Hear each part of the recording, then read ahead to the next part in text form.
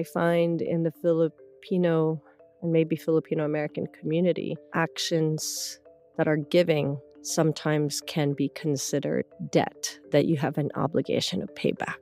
Something more valuable like gratitude or sometimes even loyalty. So yeah, that's that for me. Something as huge as taking out a mortgage for a house, or something as little as, hey, I don't have cash on me. Can you cover this $10 meal and I'll Venmo you later? Debt is like an imbalance of sorts. One gives something, whether implicitly or explicitly, there's an expectation for that to be repaid or to be returned. In Blood Debts, we tell the stories of choices and sacrifices to pay back what is owed and pay forward something of value. I'm your host, Lizelle Tenglao. On this podcast, we talk about one of the few through lines in people's lives, debt. You'll hear stories from the Filipino diaspora around how debt has impacted all aspects of life, from those in the medical field, the public service sector, to technology and the creative arts. As a journalist, I've spent more than a decade reporting on the financial aspects of debt in diverse communities, but many people carry debts beyond money.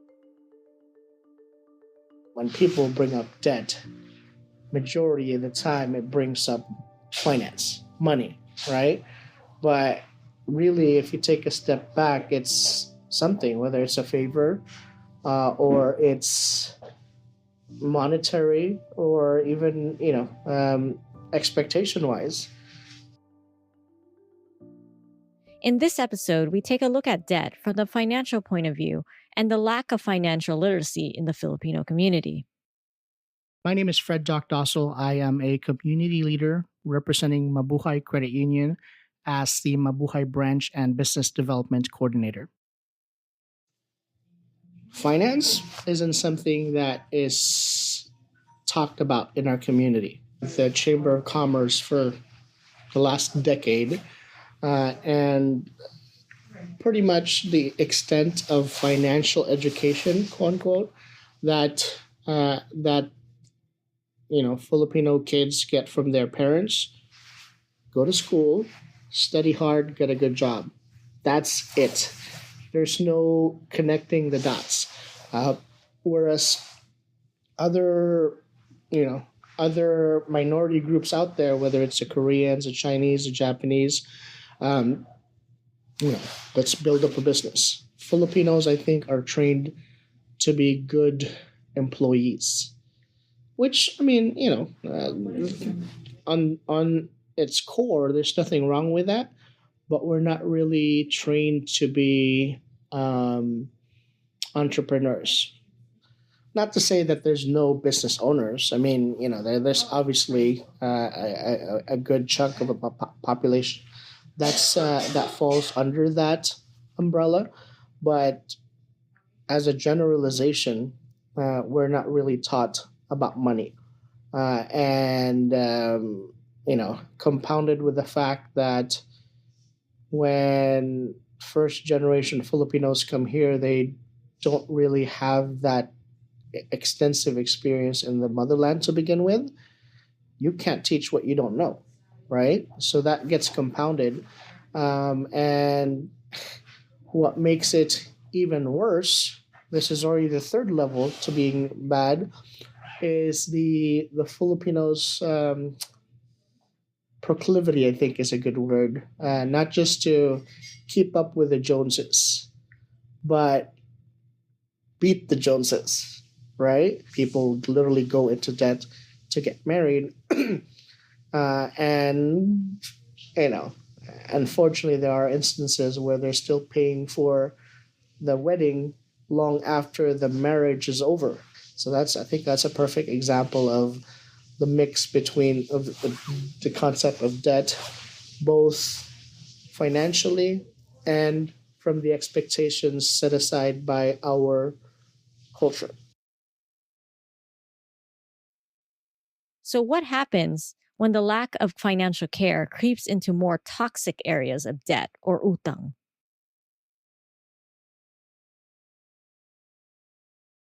Debt, a mortgage is definitely a good debt. In the right context, it involves ownership.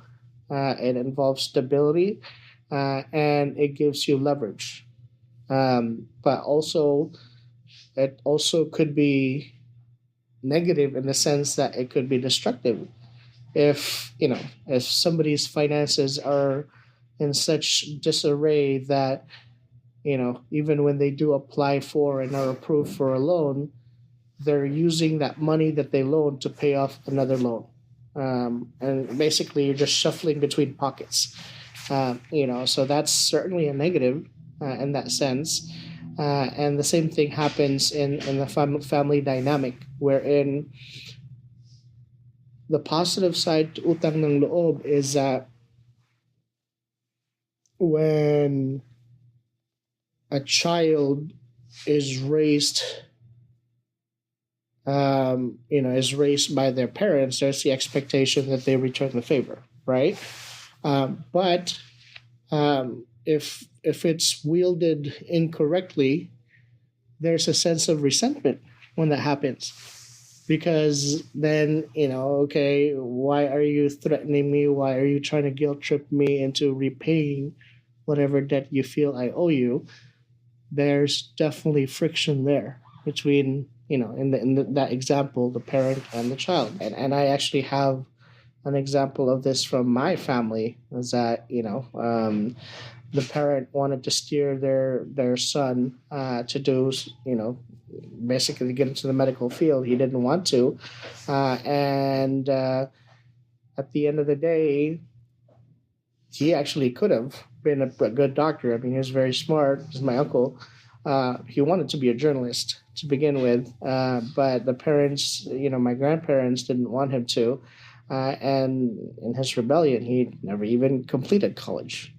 So that's obviously a very unfortunate side effect of that. But again, another layer that compounds the situation too is the fact that in our culture, there's the expectation that the elders are always right. The utang lang loob, it gets used to hold over somebody else, essentially to guilt them into repaying it back. And when that happens, whether it's culturally or just in certain families, it really does change the dynamic.